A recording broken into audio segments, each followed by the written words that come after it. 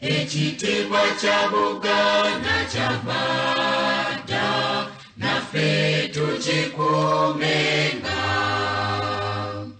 Abazira ennyo abatusooka balwana nnyo mu ntalo ne bayagala nnyo eggwanga lyaffe naffe tulyagalenga. Twesigenyo, twesimye nnyo olwa Buganda yaffe. Ekitiibwa kya Buganda kyava dda, naffe tukikuumenga. Abaana ba leero katulwane okukuza Buganda, nga tujjukira nnyo bajjajja baffe bafiirira ensi yaffe. Twesimye nnyo olwa Buganda yaffe. Ekitiibwa kya Buganda kyava dda, naffe tukikuumenga.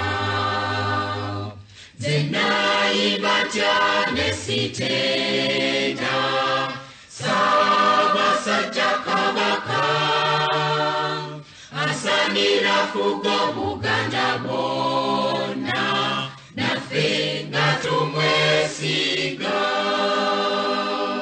Twesimye nnyo olwa Buganda yaffe.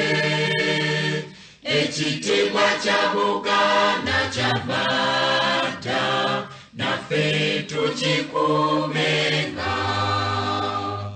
Katonda omulungi ow'ekisa, otubeere Mukama, tubunduguleko emikisa gy'era, baffe omukuumenga. Twesimye nnyo olwa Buganda yaffe. Ekitiibwa kya Buganda kyava dda, naffe tukikuumenga.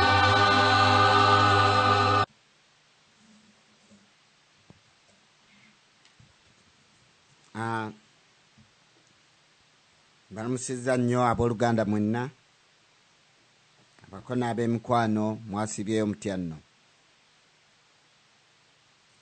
Ababuuzaako nze Haruna Mutabaazi.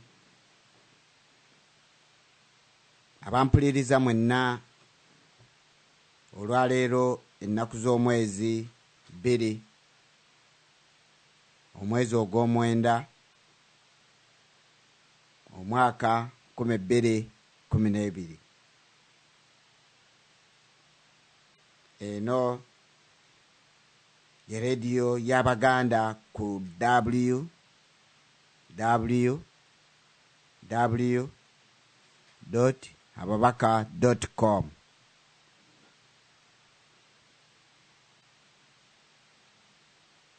Tukomyewo nate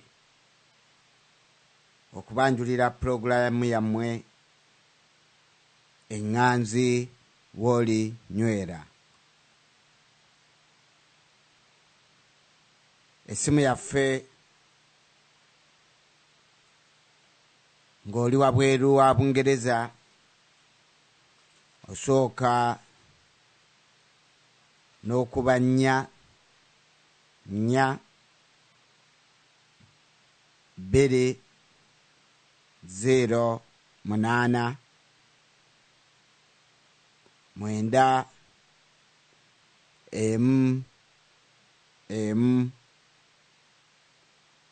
7 2 9 8. Skype yaffe eri Ngabo ya Buganda,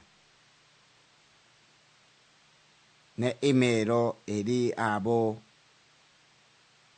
abandyagadde okutuwandiikira eri Ngabo ya Buganda @gmail.com.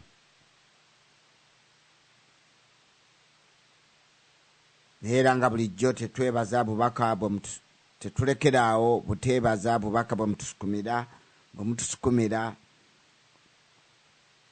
mu mails. Mwebale nnyo, mwebalire ddala, temujja ng'okwo.